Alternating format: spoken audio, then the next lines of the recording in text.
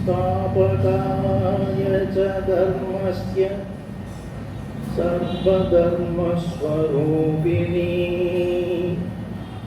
अवतारवरिष्ठाय ராமகிருஷ்ணாய தே நமக. அன்பின் வடிவாய் திகழ்பவளை, அருளே இயல்பாய் கொண்டவளை, இன்பம் யாவும் தருபவளை, இதய கோயில் வாழ்பவளை, துன்பம் நீக்கி காப்பவளை, தூய அன்னை சாரதையை என்றும் போற்றி தொழுதிடுவோம், எல்லா நலமும் எய்திடுவோம். தாயினும் கனிந்த உள்ளம், தளர்விலாதீர வீரம், தீயினை போன்ற தூய்மை, என்றலை போன்ற தன்மை, மாயையும் மஞ்சும் ஞானம், மன்மதம் போன்ற மேனி, ஆயவை பொருந்தும் மண்ணல் விவேகானந்தன் வாழ்க.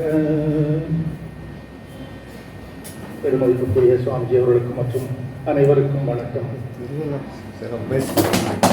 அறிவுடையார் ஆவதறிவார், அறிவிலார் அஃது அறிகல்லாதவர். இது திருக்குறள். அறிவுடைமையை பற்றிய அதிகாரத்தில் வருகிறது. என்ன செய்தால் என்ன ஆகும் என்பதை அறியக்கூடியவர்கள் அறிவுடையவர்கள். அறிவுடையார் ஆவது அறிவார். நாம் இப்படி செய்தால் அதனால என்ன நடக்கும் என்பதை அறிந்து செயல்படுபவர் அவர்கள் தான் அறிவுடையார் என்று அழைக்கப்படுபவர்கள். அறிவு இலார் அது அறிகல்லாதவர்.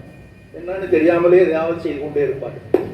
மனம் போன போக்கெல்லாம் போக வேண்டாம் என்று சொல்லியிருக்கிறார்கள் அல்லவா? அதற்கு மாறாக மனம் போன போக்கெல்லாம் போய் கொண்டிருப்பவர்கள் அறிவில்லாதவர்கள். ஒரு காரியத்தை செய்துவிட்டு அடடா இப்படி ஆகி போச்சே, இப்படி தெரிஞ்சிருந்தா செய்திருக்க மாட்டேங்க என்று பின்னால வருத்தப்படக்கூடியவர்கள். அதுதான் அறிவு இல்லார்.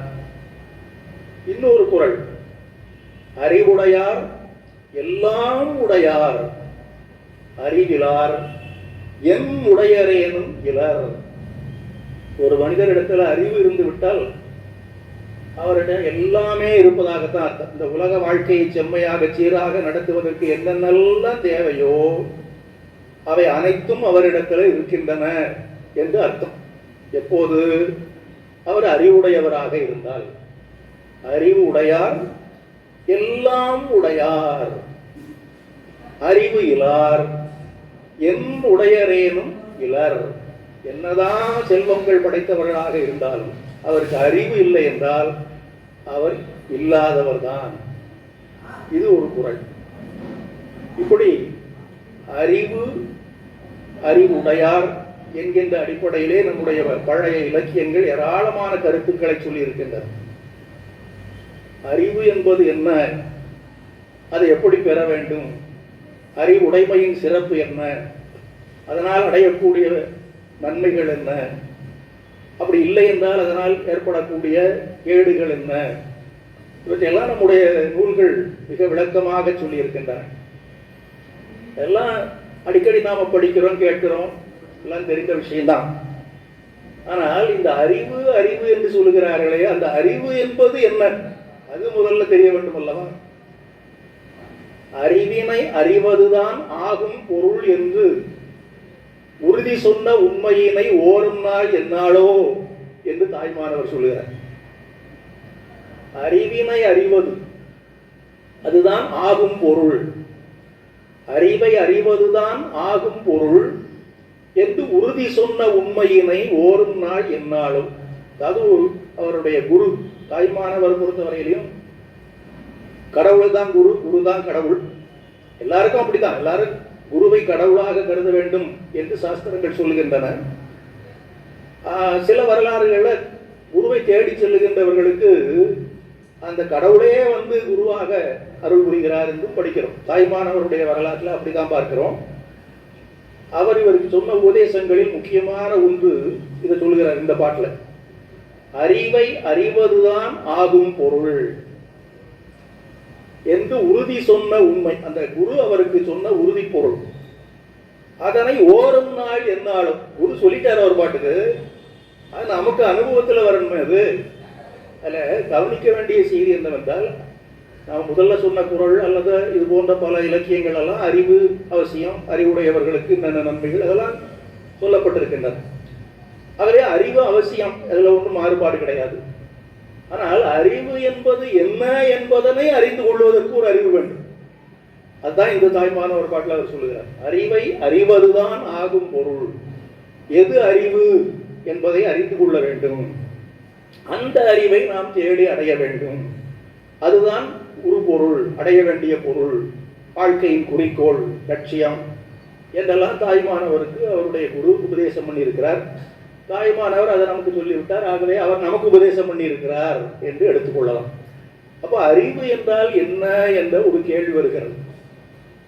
இன்னும் பலரும் சொல்கிறார்கள்.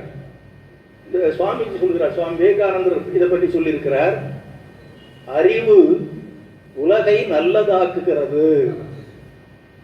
அறிவு எல்லா துன்பங்களையும் போக்குகிறது.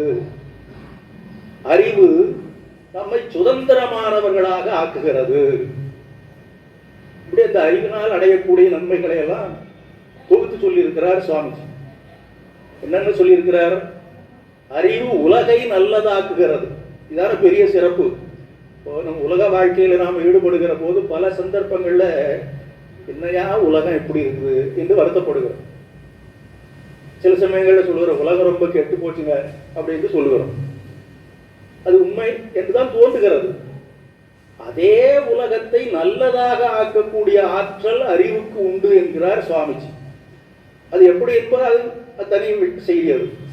ஆனால் மொத்தத்தில் அறிவு இருந்தால் உலகம் நமக்கு நல்லதாக காட்சி அளிக்கும். அறிவு உலகை நல்லதாக்குகிறது. அடுத்தது, உலகம் நல்லதா கெட்டதா அது ஒரு பக்கம் இருக்கட்டையா, நம்முடைய வாழ்க்கையில வருகிற துன்பங்களுக்கு என்ன வழி என்றுதானே எல்லாரும் சிந்திக்கிறோம். ஏன்னா உலகம் பறந்து விரிந்து கிடக்கிறது, நாம எங்கேயோ ஒரு இடத்துல இருக்கிறோம். அந்த உலகத்தை பற்றி கவலைப்படாமலே கூட நம்முடைய காலத்தை கழித்து விடலாம். ஆனால் நமக்கென்று வருகின்ற துன்பங்களை நாம் எப்படி தவிர்ப்பது, போக்குவது, அதுவும் இந்த அறிவினால் ஆகும் என்கிறார் சுவாமிஜி. அறிவு எல்லா துன்பங்களையும் போக்குகிறது. அப்போ பரவாயில்ல. அது எப்படிங்கிறது அப்புறம் நம்ம ஆராய்ச்சி பண்ணி தெரிந்து கொள்ள வேண்டும். அதற்கு அடுத்த வாக்கியத்தில் அவர் சொல்லுகிறார், அறிவு நம்மை சுதந்திரமானவர்களாக ஆக்குகிறது.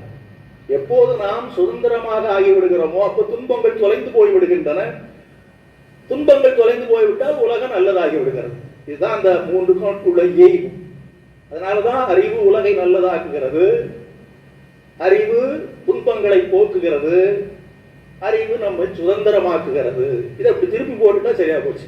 இப்படி சுவாமி சொல்லிவிட்டு அதோட அவர் விடலை. ஏன்னா அறிவு அறிவுன்னு சொல்லிட்டார் அவரு.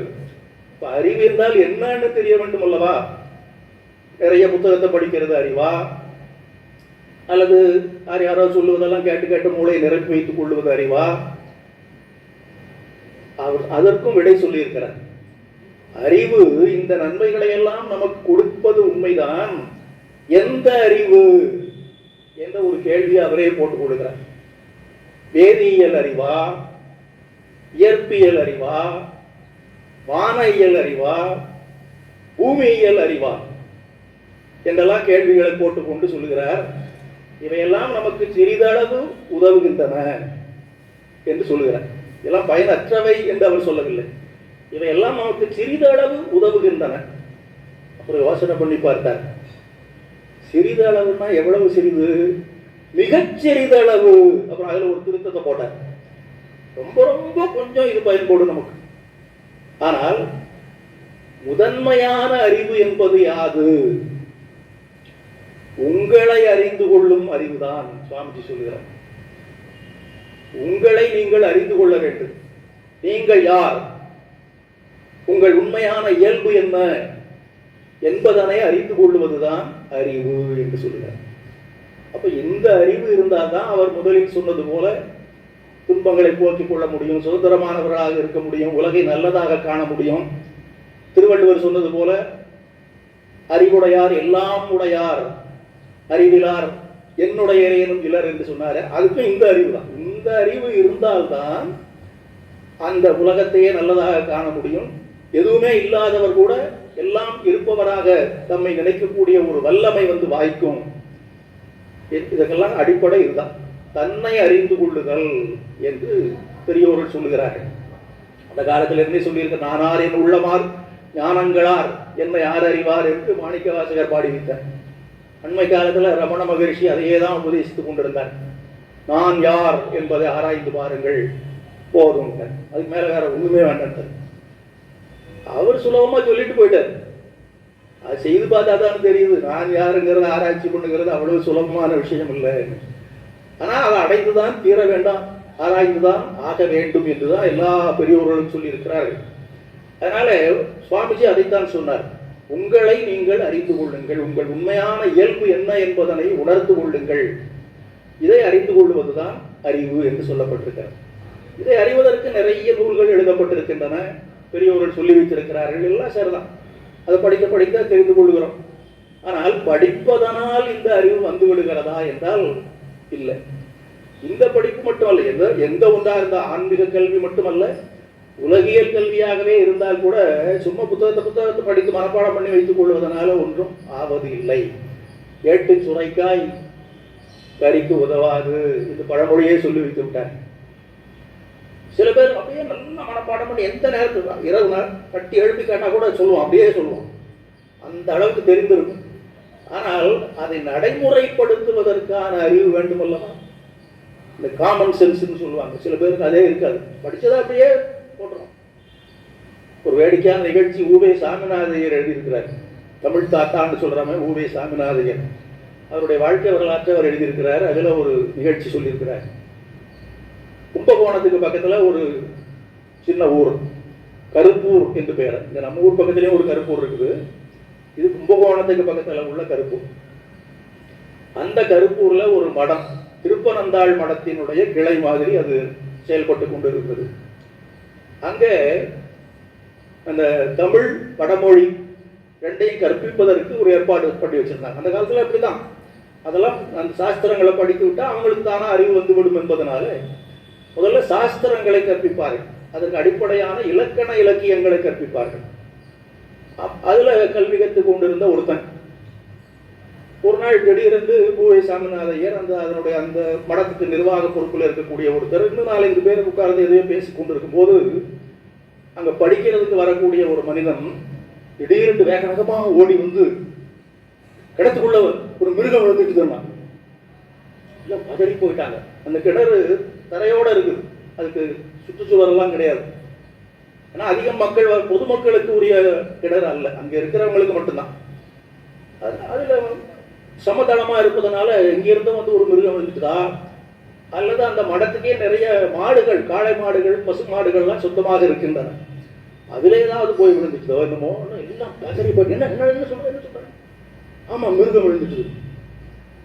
எல்லாம் ஓடி வந்து பார்த்தா அங்க ஒரு அறிகுறியா கிணறு அமைதியா, ஏதாவது ஒரு மிருகம் விழுந்திருந்ததுன்னா ஒரு அந்த குமிழிகள் எல்லாம் மேல வரும், ஏதாவது ஒண்ணு தெரியணும் அல்லவா, அந்த மாதிரி ஒண்ணையும் காணும். என்னப்பா ஒண்ணு காணுமே, விழுந்துச்சுங்க, இப்படி விழுந்திருக்கும், எது விழுந்திருக்கும். அப்புறம் அங்க எல்லா மாடு இருக்குதான்னு பாருன்னு சொன்னாங்க.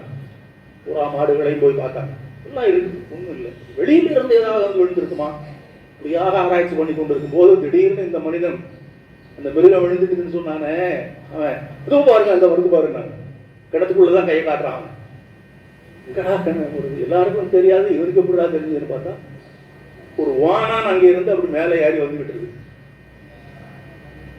ஏடா இதையா நீ மிருகம்னு சொன்ன, ஒரு வானான் விழுதுன்னு சொல்லியிருந்தா இவ்வளவு பாடு இல்லையாடா, இப்படி சொல்லிட்டே இருந்தான்.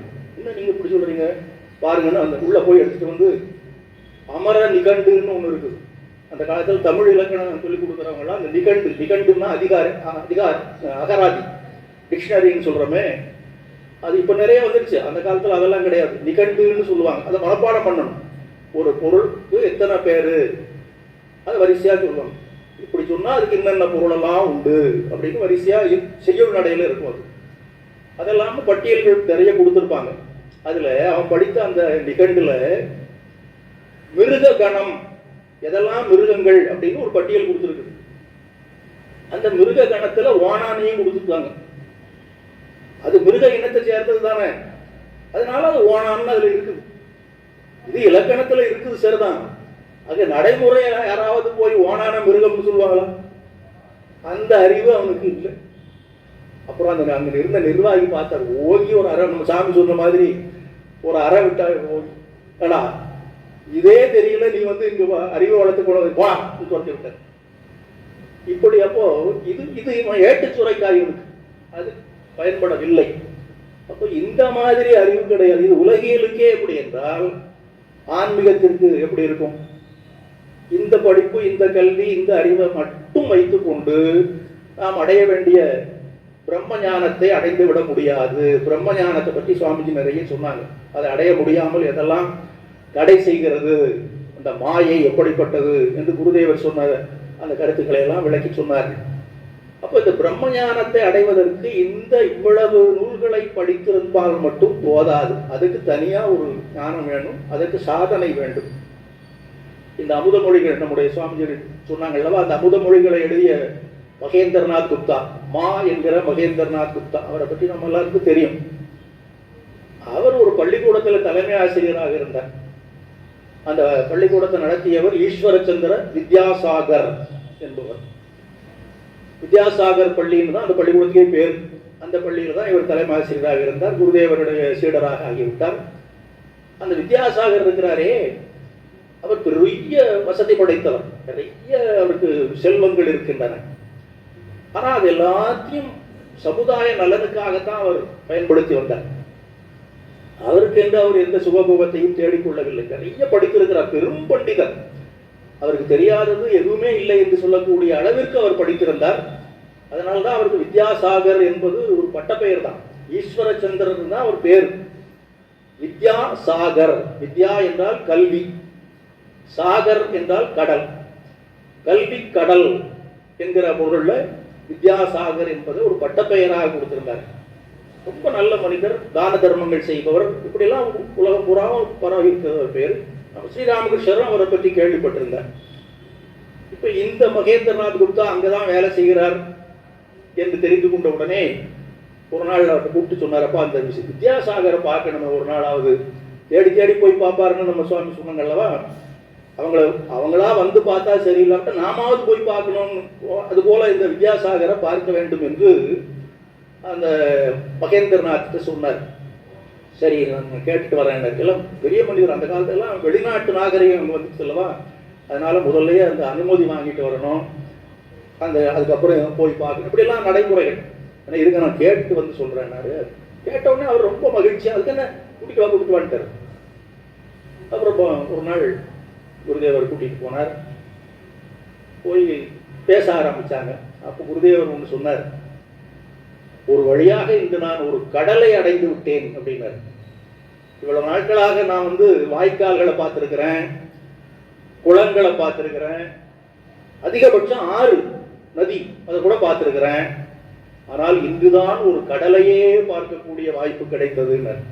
ஏன்னா இவர் வித்யாசாகர் அந்த அர்த்தத்தில் சொல்றார். கல்வி கடல்னு அவருக்கு பேர் அல்லவா, அதனால ஒரு கடலையே பார்க்கக்கூடிய வாய்ப்பு எனக்கு இன்று கிடைத்தது அப்படின்னு ரொம்ப மகிழ்ச்சியோட தான் சொன்னார். அவர் சும்மா ஒரு ஒப்புக்கு பேசுற பழக்கம்லாம் கிடையாது. அவர் பார்த்த உடனே அவருக்கு உண்மையிலேயே அந்த ஆனந்தம் அவர்களுடைய உள்ளத்துல பொங்கி வந்ததுனால அதை அப்படி சொன்னார். அவர் சொன்னாரு, அப்படியா, அப்படி என்றால் வேண்டிய அளவுக்கு உப்பு தண்ணீரை எடுத்துக்கொள்ளுங்க. கடல் தானே, என்ன கடல்னு சொல்றீங்களா, இந்த கடல் எடுக்கிறது உங்களுக்கு தேவையான அளவு உப்பு தண்ணியை எடுத்துக்கங்க. அப்ப என்ன சொல்ல வருகிறார் என்றால், நான் படித்திருக்கிற படிப்பெல்லாம் ஒன்றுக்கும் ஆகாத படிப்பு. கடல்ல நிறைய தண்ணீர் இருக்கிறது, ஆனால் தாகத்தால் தவித்துக் கொண்டு இருக்கிறவன் இது மாதிரி ஒரு டம்ளர்ல எடுத்து குடிக்க முடியுமா? அத கடல் நிறைய தண்ணீர் இருந்தாலும் அந்த தண்ணீர் குடிப்பதற்கு பயன்படாது. அதுபோல நான் வித்யாசாகராக இருந்தாலும் இந்த அறிவு, இந்த ஞானம் பிரம்ம ஞானம் ஆகாது, அது எதற்கும் பயன்படாது, பிறவி பெருங்கடலை நீந்துவதற்கு பயன்படாது என்கிற அர்த்தத்தில் அப்படி சொன்னார். ஆனால் குருதேவர் சொன்னார், இல்லை இல்லை, நீங்க அவித்யாசாகர் அல்ல, வித்யாசாகர், உண்மையான கல்வியை கற்ற ஒரு கடல் என்று அவர் சொன்னார்.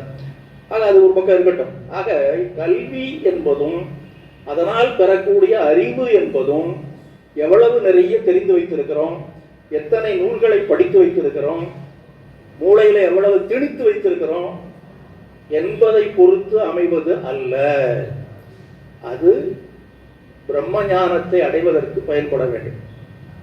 இந்த பிரம்ம ஞானத்தை பற்றிய கல்வியை நிறைய பெற்றிருப்பவர்கள் கூட அதில் ஆழ்ந்து போவதில்லை. படிக்கிறது மட்டுமல்ல, அது சாதனைகளை கொண்டு வர வேண்டும். நிற்காதற்கு தகனதுனால தான் வள்ளுவர் சொன்னார், கற்க கசடர கற்பவை. கற்க வேண்டியதை கற்க வேண்டும், கற்றபின் அதற்கு தக நிற்க வேண்டும். அப்படி நிற்காவிட்டா சும்மா நிறைய தெரிந்து வைத்திருப்பதில் ஒரு பயனும் கிடையாது. பல பேர் அந்த காலத்தில் நிறைய அரசர்கள் ஞானம் பெறுவதற்காக பல புலவர்கள், பண்டிதர்கள், ஞானிகள் இவர்களெல்லாம் அவைக்கு வரவழைத்து சத் சங்கம் நடத்துகிற ஒரு பழக்கம் உண்டு. அதை பார்த்து கொண்டு சில பேர் அவங்களே தேடிட்டு வருவாங்க. ராஜா கிட்ட போய் நம்முடைய ஞானத்தை எல்லாம் எடுத்து சொன்னால் உலக புகழ் பெற்று விடலாம், நிறைய சன்மானங்களும் கிடைக்கும். பல பேர் தேடிட்டு வருவாங்க. அப்படி அஜாத சத்ருன்னு ஒரு அரசன் இருந்தான். அவனே பெரிய ஞானி. ஆனால் அதெல்லாம் வெளியில் காட்டிக்கொள்ளாமல் அவன் பாட்டுக்கு தன்னுடைய ஆட்சியை நல்லபடியாக நடத்தி கொண்டிருந்தான். ஒரு நாள் அவனை பார்ப்பதற்காக ஒரு பண்டிதர் வந்தார்.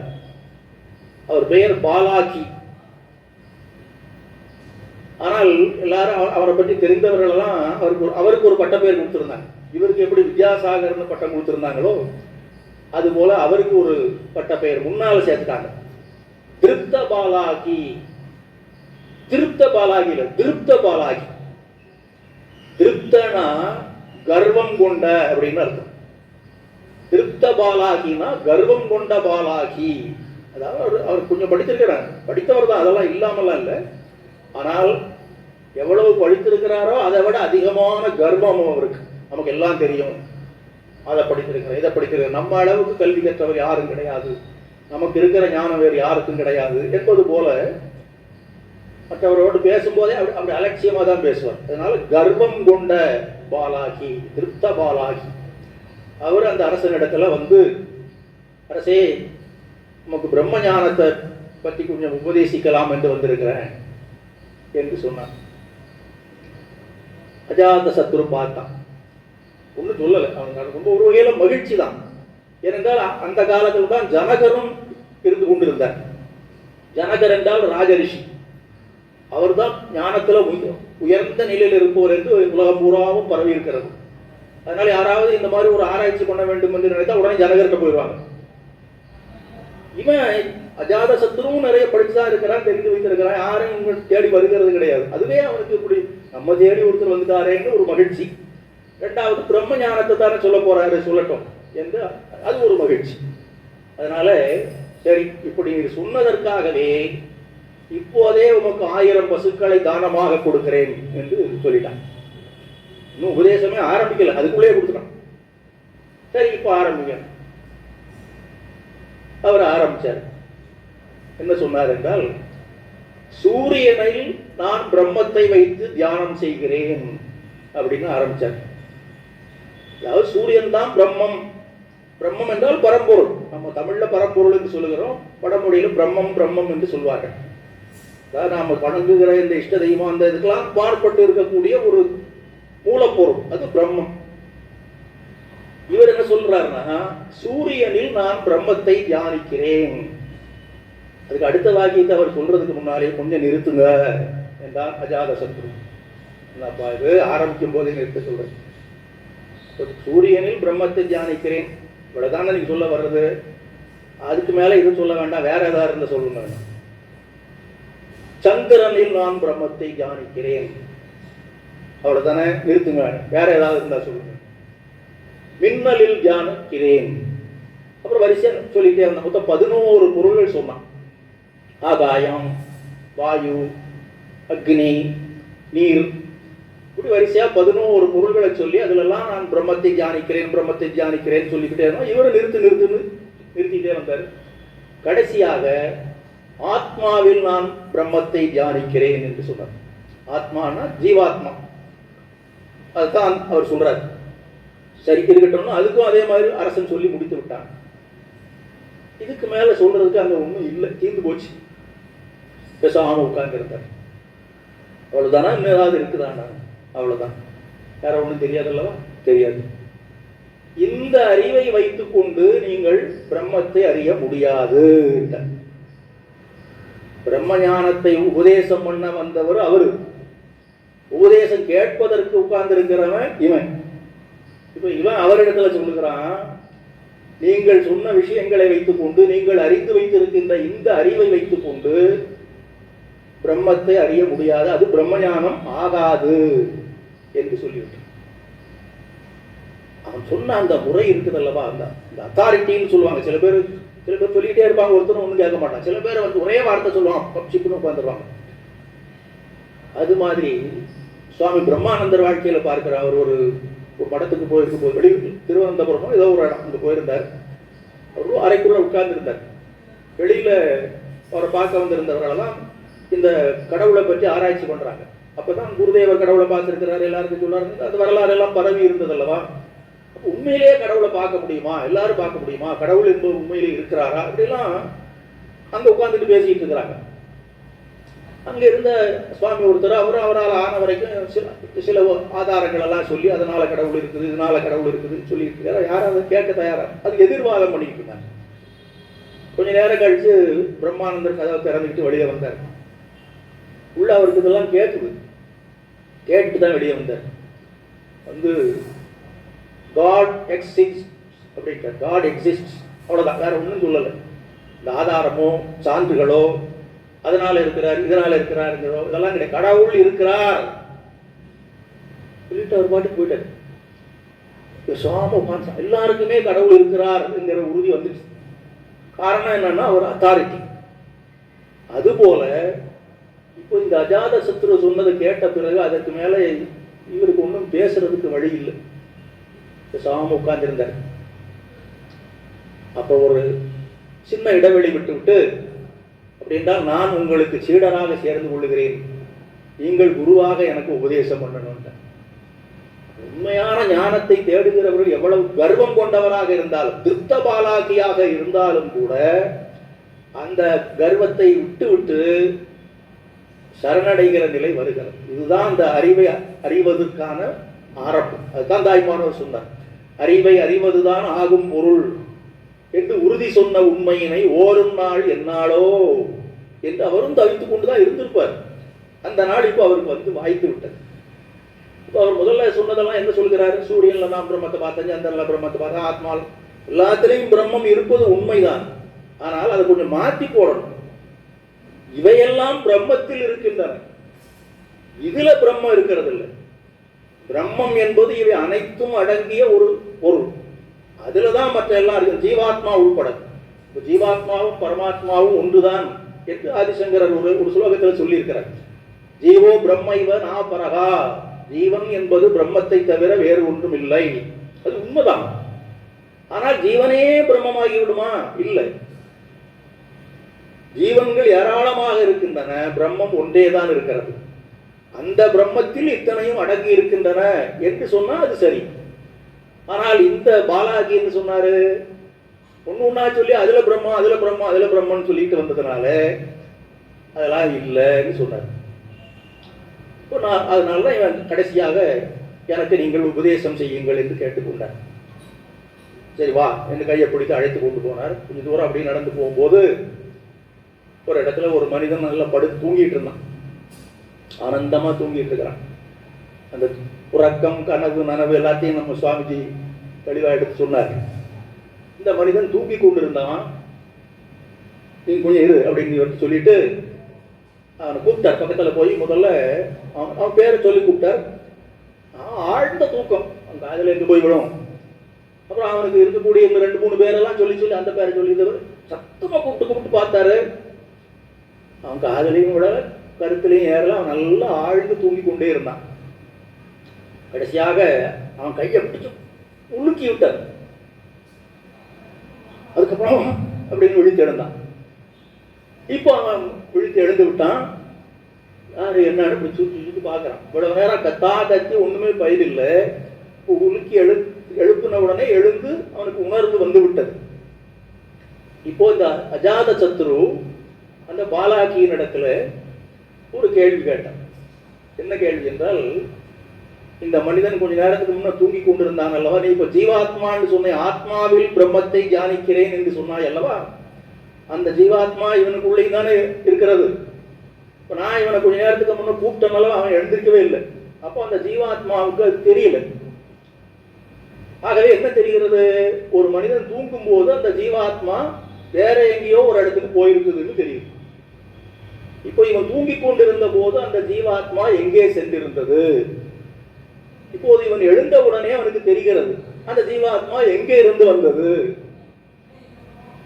தெரியவில்லை. அதுக்கப்புறம் பெரிய விளக்கம் சொல்றார். அதனுடைய சாரம் என்னவென்றால், அந்த ஜீவாத்மா பரமாத்மாவில் ஒடுங்கி விட்டது. தூங்கும் போது அந்த ஜீவாத்மா இருக்கிறது என்பதற்கு அடையாளம் என்ன, நம்முடைய இந்த புலன்கள் எல்லாம் வேலை செய்கின்றன.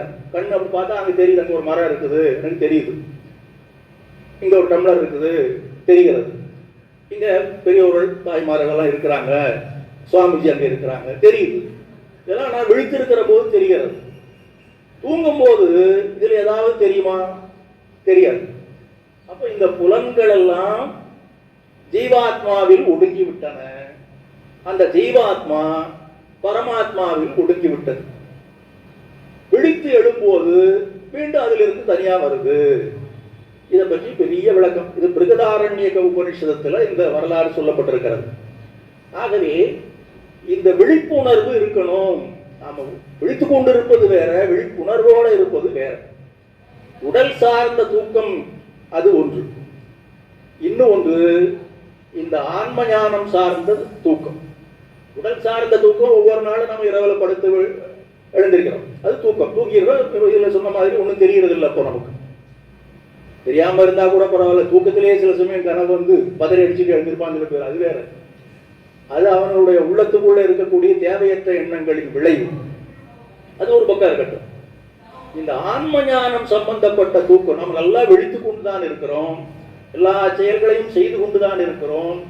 ஆனால் நாம் ஆன்மா, நாம் பிரம்மம், அகம் பிரம்மாஸ்மி என்ற ஞானம் நமக்கு வரவில்லை என்றால் அதுவும் தூக்கம்தான், விழித்துக்கொண்டே தூங்குகிற தூக்கம். அந்த தூக்கத்திலிருந்து விழித்துக் கொள்ள வேண்டும். அதுக்கு முதல்ல எழுந்திருக்கணும். கையை பிடிச்சி உலுக்கி விட்டு எழுப்பி விட்டார் அல்லவா, அது போல முதல்ல எழுந்து கொள்ள வேண்டும். எழுந்த உடனே நமக்கு தெரிய ஆரம்பிச்சிருது. ஆனா அதில் நிலைத்திருக்க வேண்டும், விழிப்புணர்வோடு இருக்கணும். அதனாலதான் சுவாமிஜி சொன்னார், எழுந்திருங்கள் விழித்திருங்கள் அப்படின்னு சொன்னது அதுதான். இந்த ஞானத்தை அடைவதற்கு முதலில் நாம் எழுந்து கொள்ள வேண்டும். எழுந்துட்டு திரும்பியும் படுத்தக்கூடாது. அதில் எப்போதும் அந்த விழிப்புணர்வோடு நான் பிரம்மம், நான் பிரம்மம் என்ற அந்த உணர்வோடு நாம் இருந்து கொண்டே இருக்க வேண்டும். அந்த விழிப்புணர்வை விட்டு விலகி விடவே கூடாது. இதுதான் அதனுடைய சாரம்.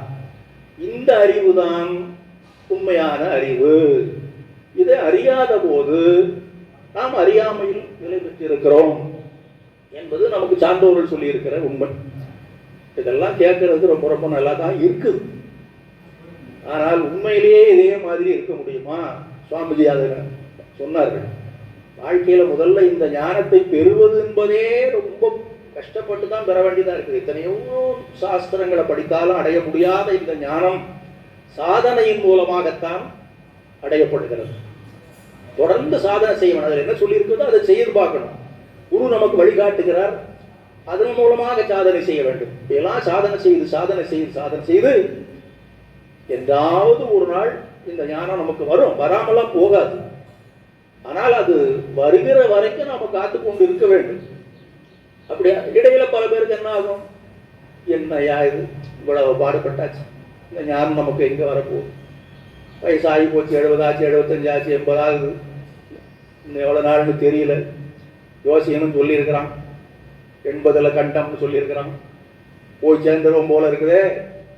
அப்போ இந்த ஞானத்தை அடையாமலே போய் விடுவோமா? அதை பற்றி சிந்தனையே இல்லாம இருக்கிறவன் அது வேற, அவனை பற்றி பேச்சே கிடையாது. பிரம்ம ஞானத்தை அடைவதுதான் வாழ்க்கையின் குறிக்கோள் என்பதனை அறிந்திருந்தும் கூட அதை அறியாமல் இருக்கிறோமே என்ற தவிப்பு ஒரு மனிதனுக்கு வருகிறது அல்லவா? அவனுக்கு என்ன வழி? அதுக்குதான் எளிமையான சில வழிமுறைகளை நம்முடைய பெரியவர்கள் காட்டி வைத்திருக்கிறார். எடுத்த எடுப்பிலேயே நான் யார் என்று ஆராய்ந்து, நான் பிரம்மன் தான், நான் இந்த உடல் அல்ல, நான் இந்த மனம் அல்ல, நான் உண்மையிலேயே பிரம்மம் என்றெல்லாம் படிக்கிறது வேற, நடைமுறைப்படுத்துவது வேற. அதை அடைந்துதான் ஆக வேண்டும் என்பது அதுவும் வேற. அப்படி அடையாத வரைக்கும் நமக்கு ஒரு வழி இருக்கிறதா இல்லையா? இதைத்தான் தாய்மானவர் சொல்றார், ஓதறிய துவைதமே அத்வைத ஞானத்தை உண்டு பண்ணும் ஞானமாகும். இந்த நான் பிரம்மம், எல்லாமே பிரம்மன் தான், எந்த ஞானத்தை அடைவதுதான் குறிக்கோள், அதுதான் அறிவு. ஆனால் அதை அடைவது, அது அத்வைத ஞானம்னு பேர் வச்சிருக்கிறாங்க. அந்த அத்வைத ஞானத்தை அடைவதற்கு முதலில் துவைதத்திலிருந்து ஆரம்பிக்கணும். ஓதறிய துவைதமே அத்வைத ஞானத்தை உண்டு பண்ணும் ஞானமாகும். அதுல அந்த அடிப்படையில் பார்க்கிற போது அறிவு என்றால் என்ன, அறியாமை என்றால் என்ன, இத மகாகவி பாரதி ஒரு சிறிய பாடலில் தெளிவா சொல்லியிருக்கிறார். நெஞ்சிற் கவலை நிதமும் பயிராக்கி அஞ்சி உயிர் வாழ்தல் அறியாமை, தஞ்சமென்றே வையமெல்லாம் காக்கும் மகாசக்தி நல் அருளை ஐயமர பற்றல் அறிவு. அவ்வளவுதான். நான் ஆன்மா, நான் பிரம்மம், இதெல்லாம் பெரிய சாதகர்கள், ஞானிகள், ரிஷிகள், முனிவர்கள்லாம் அவ்வளவு கஷ்டப்பட்டு எத்தனையோ நூற்றுக்கணக்கான ஆண்டுகள் தவம் செய்து அந்த நிலையை அடைத்தார்கள். அதை நமக்கு எடுத்து சொல்லி இருக்கிறார்கள் என்றெல்லாம் படிக்கிறோம். நாமும் அதை அடைய வேண்டும் என்று முயற்சி செய்கிறோம். அடைய முடியவில்லையே என்று தவிக்கிற போது அதுக்கு வழி இருக்குது. அந்த ஞானத்தை கொடுக்கக்கூடிய ஒரு ஆற்றல் இருக்கிறது.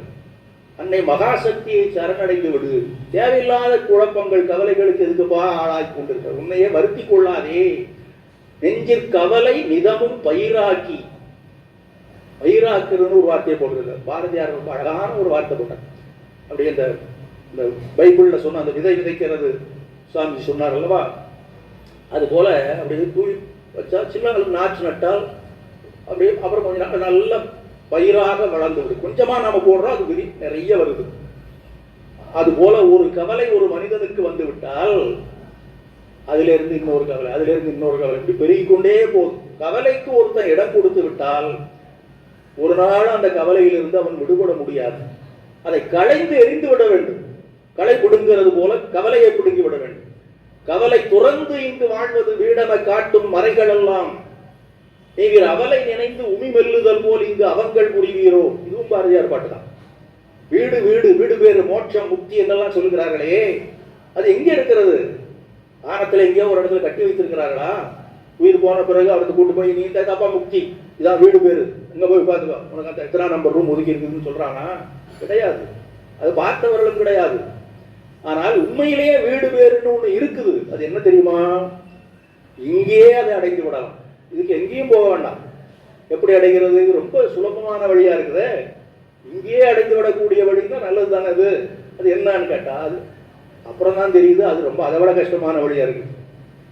என்ன சொல்றாரு? நெஞ்சி கவலை மிதமும் பயிராக்கி அஞ்சி உயிர் வாழ்தல் அறியாமைங்கிறது அப்படி இல்லாமல் இருப்பதற்கு என்ன வழி என்றால், கவலை துறந்து இங்கு வாழ்வது வீடு. தயா வீடு பேரு. இது என்ன கஷ்டம் இருக்குது? கவலை இல்லாம ஆனந்தமா இரு, அவ்வளவுதான் வீடு. யார் காலையில எழுந்திருக்கும் போதே கவலையோட தான் எழுந்திருக்கிறோம். நாள் பூரா கவலை தான்.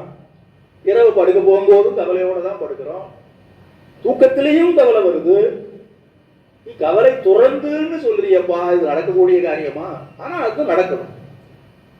அப்படி நடக்காத வரைக்கும் நான் வீடு பேர் அடைய போறேன், அதை பண்ண போறேன், இதை பண்ண போறேன் என்றெல்லாம் சொல்லி கொண்டிருப்பதனால ஒரு பயனும் கிடையாது.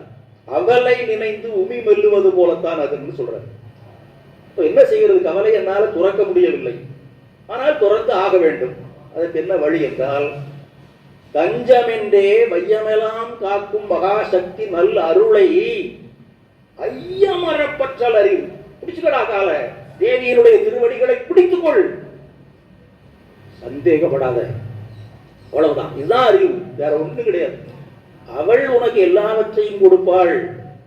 இந்த உலகத்தில் உனக்கு இருக்கக்கூடிய கவலைகளையும் தீர்த்து வைப்பாள். அதற்கு மேல நீ அடைய வேண்டிய அந்த வீடு பேற்றுக்கும் அவள் வழிகாட்டுவாள். அதனால அந்த அவளுடைய அருளை ஐயமரப்பற்றல், சந்தேகத்துக்கு இடம் கொடுக்காது. ஒருவேளை அவள் புரியாம போய் விடுவாளோ என்றெல்லாம் நினைக்காத. பிடித்துக்கொள், சிக்கன பிடித்துக்கொள் என்று பாரதி சொல்லுகிறான். அப்ப அதுதான் அறிவு.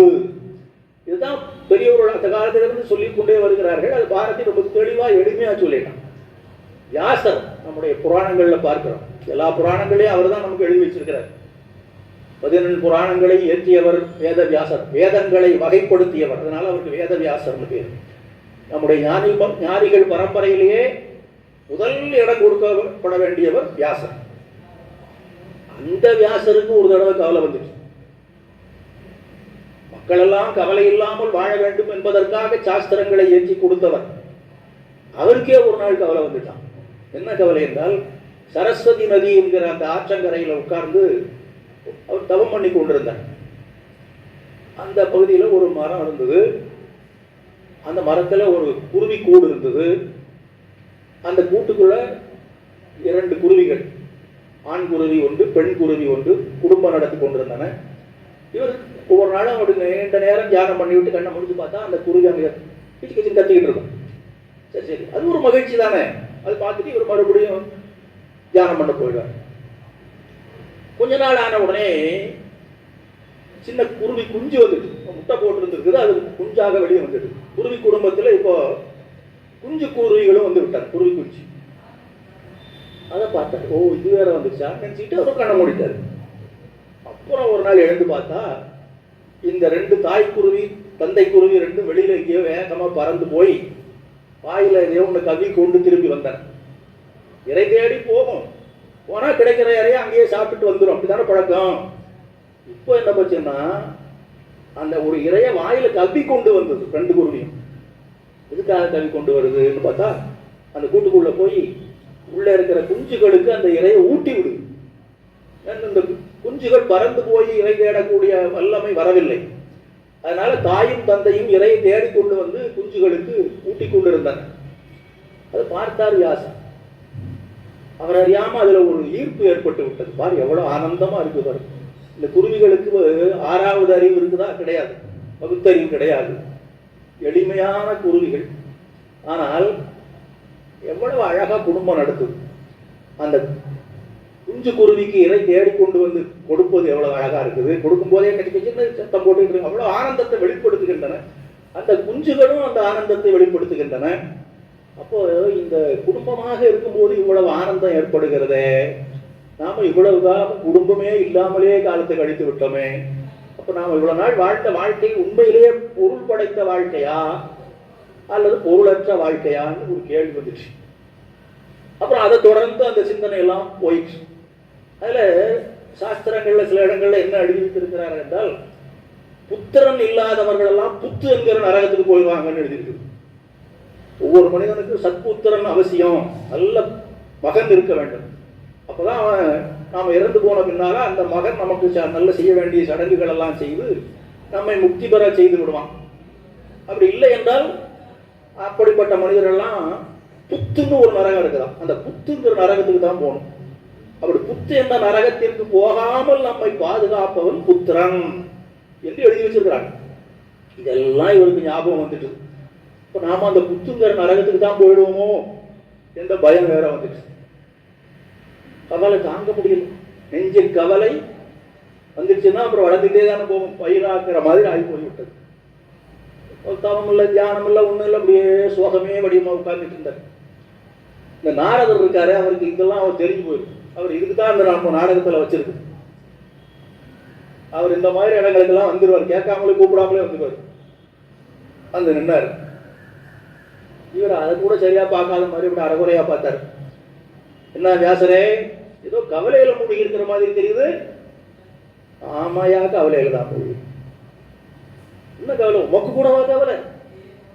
கவலைகளில் இருந்து நீங்குவதற்கான வழியை மானிட இனத்திற்கே காட்டி இருக்கக்கூடிய நீங்கள் கவலையில் மூழ்கி இருப்பதா? எனக்கு ஆச்சரியமா இருக்குது. என்னையா கவலை அப்படின்னு ஒரு அந்த கதையெல்லாம் சொன்னார். இப்போ இதிலிருந்து தீர்வு பெறுவதற்கு ஒரு வழி காட்ட வேண்டும், நீங்க தான் எனக்கு சொல்லணும்னு நாரதத்தை கேட்டார்.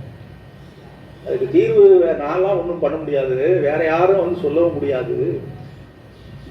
தவம் பண்ணுங்க. நீங்க இங்க உட்கார்ந்து தவம் தான் பண்ணிட்டு இருக்கிறீங்க. ஆனால் இதற்காகவே ஒரு தவம் செய்யுங்கள். இந்த கவலை நீங்குவதற்கென்றே தவம் செய்யுங்கள் என்று சொல்லிட்டு அவர் பாட்டுக்கு போயிட்டார். அப்புறம் இவரும் அங்கே இருந்து கிளம்பி வேற ஒரு தவம் செய்வதற்கு ஏற்ற ஒரு சூழ்நிலையை கண்டறிந்து அங்கே போய் தவம் பண்ணும்போது யாராவது ஒருத்தர் வந்து தானே இந்த கவலையை தீர்க்கணும். சும்மா பிரம்ம ஞானம் அடைய வேண்டும்னா அது பண்ணிட்டு இருக்கலாம், அது வேற. இப்போ இவருக்கு கவலை தீர வேண்டும். அந்த கவலையை போக்குவதற்கு யாராவது ஒரு கடவுள் வந்து தானே செய்யணும் அதை. அப்போ எந்த கடவுளை தியானம் பண்ணுவது, தவம் செய்வது என்ற கேள்வி வந்தபோது அதற்கும் அந்த நாரதரே தான் விடை சொன்னார். தேவியை குறித்து தியானம் பண்ணுங்க, அம்பிகையை குறித்து. தஞ்சமென்றே வையமெல்லாம் காக்கும் மகாசக்தி நல்ல அருளை ஐயமர பற்றல் அறிவு. அப்படியே ஆழ்ந்த தியானத்தில் மூழ்கி போய்விட்டேன். எத்தனை நாள் எத்தனை மாதம் என்பதெல்லாம் தெரியவில்லை. திடீரென்று தேவி காட்சி கொடுத்து விட்டேன். அந்த காட்சி வந்த உடனே இவருடைய கவலை எல்லாம் நீங்கி போய்விட்டது. இடையில ஏற்பட்ட அந்த மாயை, நம்ம சாமி சொன்னார் அல்லவா, இந்த மாயை வந்து இவரை கொஞ்சம் அப்படியே அலைக்கழித்து விட்டது. அவ்வளவு பெரிய ஞானிய, அந்த பெரிய பெரிய ஞானிகளையும் மோகத்தில் செலுத்தி விடுபவள் தேவி மகா மாயை. அந்த மாயாக செயல்படுபவளும் அவள் தான், அதை போக்குபவளும் அவள் தான். அதையும் பாரதியார் ஒரு பாட்டில் சொல்லியிருக்கிறார். மாயை தொலைக்கும் மகாமாயை தான் ஆவாள். மாயையை போக்க வேண்டும் என்றால் மகாமாயை நமக்கு அருள் புரிய வேண்டும். அப்படி அந்த வியாசருக்கு அந்த மகாமாயாகிய தேவி அருள் புரிந்து விட்டாள். அதுக்கு பிறகு இந்த புத்திரன் எல்லாம் விட்டா என்ன ஆகும், அதான் இந்த கவலையெல்லாம் அவருக்கு நீங்கி போய்விட்டது. அவள் அந்த தரிசன மாத்திரத்திலேயே, அவள் இன்னும் உபதேசம் எல்லாம் பண்ணாளா இல்லையான்னு கூட தெரியாது. அவள் பார்த்த மாத்திரத்திலேயே உள்ளத்துக்குள்ள அந்த தெளிவு ஏற்பட்டு விட்டது, ஆனந்தம் ஏற்பட்டு விட்டது, கவலை ஓடி போய்விட்டது. அதன் பிறகுதான் தேவி பாகவதம் என்கிற அந்த நூலை எழுதினார். தேவியினுடைய திருவருள் ஒரு மனிதனுக்கு என்னென்ன நலன்களை எல்லாம் விளைவிக்கும் என்பதை மிக தெளிவாக விளக்கக்கூடிய தேவி பாகவதத்தை அவர் இயற்றினார். ஆகவே இதுதான் அறியாமையை போக்கிக் கொள்வதற்கான வழி. தேவியை சரணடைந்து விட்டால் நமக்கு எல்லாமே கிடைத்துவிடும், ஞானம் வந்து வாய்த்துவிடும். இதுதான் அன்னை சாரதா தேவி வாழ்க்கையில நாம பார்க்கிறோம். அவருடைய சீடர்கள்ல ஒருத்தர் ராஸ் பிகாரி என்று பெயர். பிற்காலத்தில் அவர் சுவாமி அரூபானந்தர் என்கிற பெயர்ல ஒரு மிகச்சிறந்த சாதுவாக இருந்தார். ஆரம்ப காலத்தில் ராஸ் பிகாரி என்கிற பெயர்ல அம்மாவுக்கு சேவை பண்ணிக்கலாம் இருந்தார். பொதுவாக நம்ம ராமகிருஷ்ண மடங்கள் விஷயங்கள்ல பார்க்கலாம். இப்போல்லாம் அதை மாதிரியே பின்பற்றி மற்ற பல இயக்கங்களும் வந்திருக்கின்றன.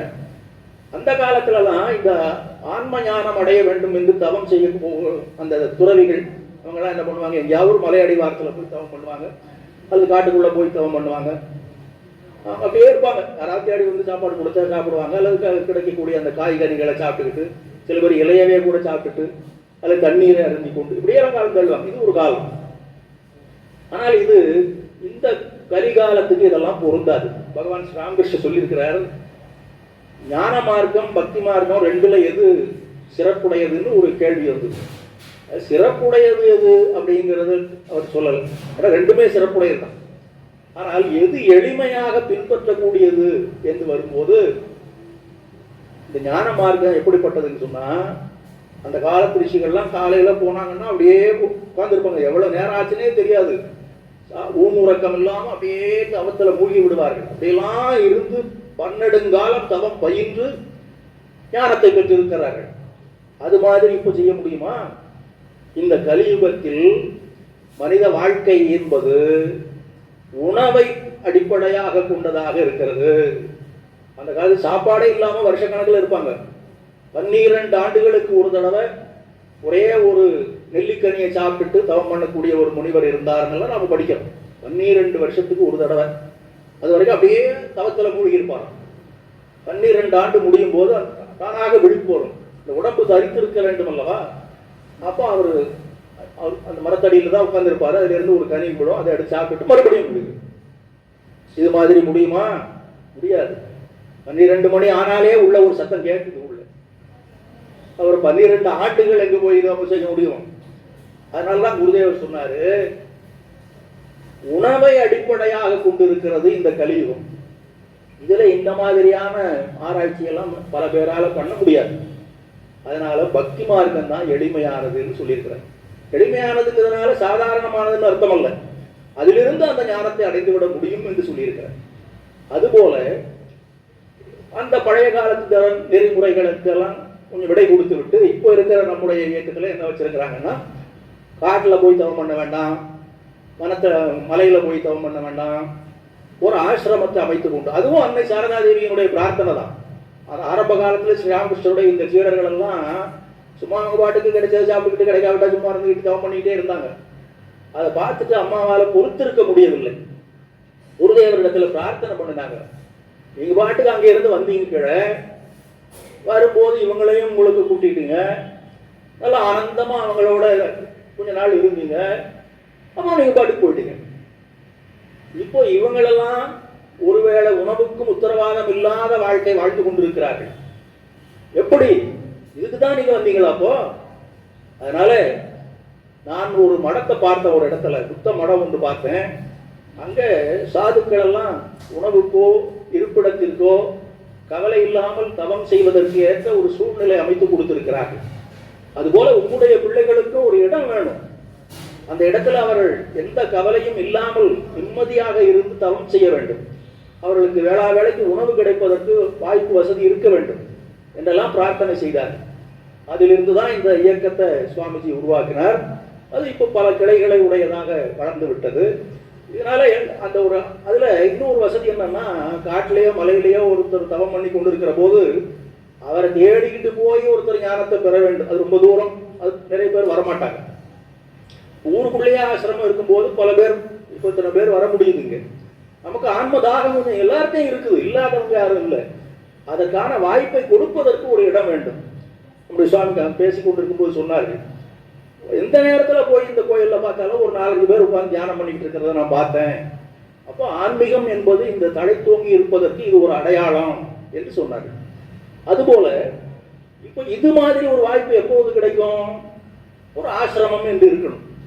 அங்கே இருக்கக்கூடிய சாதுக்கள் வேற எந்த கவலையும் இல்லாமல் அவர்கள் மற்றவர்களுக்கு வழிகாட்டக்கூடியவர்களாக இருக்க வேண்டும். அப்போ ஆசிரமத்தை கட்ட வேண்டும், அதற்கான வரவு செலவுகளை கவனிக்க வேண்டும். இப்படியெல்லாம் சில பொறுப்புகள் இருக்கின்றன. அதுக்கு இங்க இருக்கக்கூடிய அந்த துறவிகள் பிரம்மச்சாரிகளுக்கு ஒவ்வொரு பொறுப்பு கொடுக்கப்பட்டிருக்கிறது. நான் அந்த ராஷ்டிகாரி மடத்தில் சேரும்போது இதெல்லாம் நினைத்தோ தெரிந்தோ வரல. நாம தவ வாழ்க்கைக்கு போகணும்.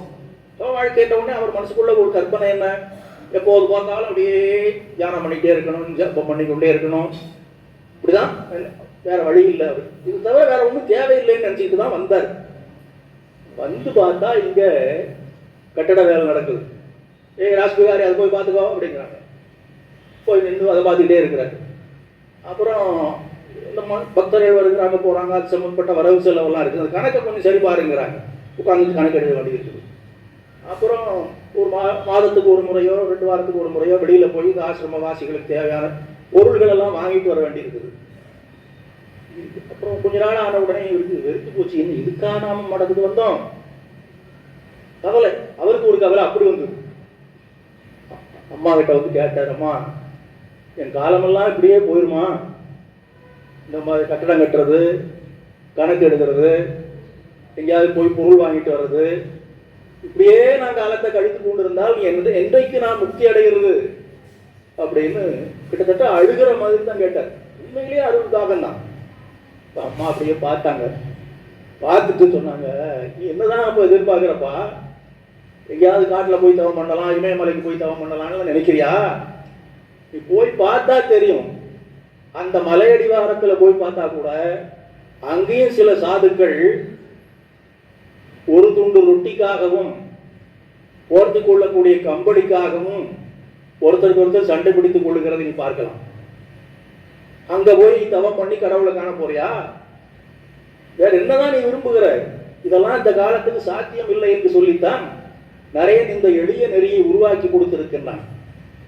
அதனால நீ இப்படியே 24 மணி நேரம் இப்படியே கண்ணை மூடிட்டு இருப்ப, கண்ணை திறந்த உடனே கடவுள் முன்னால வந்து நிக்கணும் அப்படின்னு நினைக்கிறியா? இதெல்லாம் ஆகாதப்பா. நீ செய்யக்கூடிய இந்த கடமைகளை உனக்கென்று நீ செய்கிறாயா? இல்லை, இந்த ஆசிரமத்துக்கு என்று நீ செய்கிறாய். அதன் பொருள் என்ன? உலக நலனுக்கு என்று நீ செய்கிறாய். அதுல உன்னுடைய சுயநலம் எங்க இருக்கிறது? அப்போ இதுவே ஒரு சேவைதான், இதுவே ஒரு தவம் தான். இதனால தான் நரேன் இதை உருவாக்கி வைத்திருக்கின்றார். அதனால இதையெல்லாம் செய்கிறேனே என்று வருத்தப்படாத, இவற்றையெல்லாம் நான் கடவுளுக்காக செய்கிறேன் என்ற அந்த உணர்வோடு, இதனால என்ன வரும் என்ற கவலையை கைவிட்டு விட்டு இவ்வாறு செய்து கொண்டு என்று சொல்லும் போதே கிட்டத்தட்ட அவருடைய உள்ளத்தில் தெளிவு பிறந்து விட்டது. அதுக்கும் மேலாக இவனுக்கு விடக்கூடாதுன்னு முடிவு பண்ணிட்டாங்க அம்மா. அதனால சரி இப்போ நீ என்ன பார் அப்படின்னாங்க. என்னடா அது, என்ன பாரு, எவ்வளவு நேரம் அவங்கள பார்த்தானே பேசிட்டு இருக்கிறோம், இப்போ என்ன பாருங்கிறாங்களே அப்படின்னு அப்படி பார்த்தா அது வரைக்கும் அங்க இருந்த சாரதா தேவி இப்ப காணும். அந்த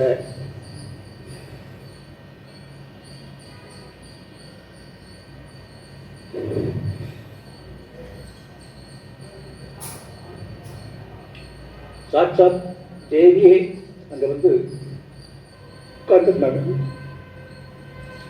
அப்போ ஞானம் வந்து விட்டது. இப்போ அறிவு, இவருடைய அறிவு என்ன வேலை செய்ததுன்னா, இப்படியெல்லாம் செய்கிறது ஆன்மீக சாதனை கிடையாது, அதனால குறிக்கோளை அடைய முடியாது என்று அந்த அவருடைய அறிவு சொல்லியது அவருக்கு. ஆனால் உண்மையில் அந்த அறிவு அறிவல்ல, அது அறியாமை. அந்த பஞ்சமென்றே வையமெல்லாம் காக்கும் மகாசக்தி நல்லருளை ஐயமர பற்றி கொண்டால் என்ன ஞானம் வரணுமோ அது வந்துடும், அதனால் என்ன அடைய வேண்டுமோ அதை அடைந்து விட முடியும். இதுதான் அன்னை அவருக்கு செய்த அந்த உபதேசம், அவருக்கு கொடுத்த அந்த அனுபவம்.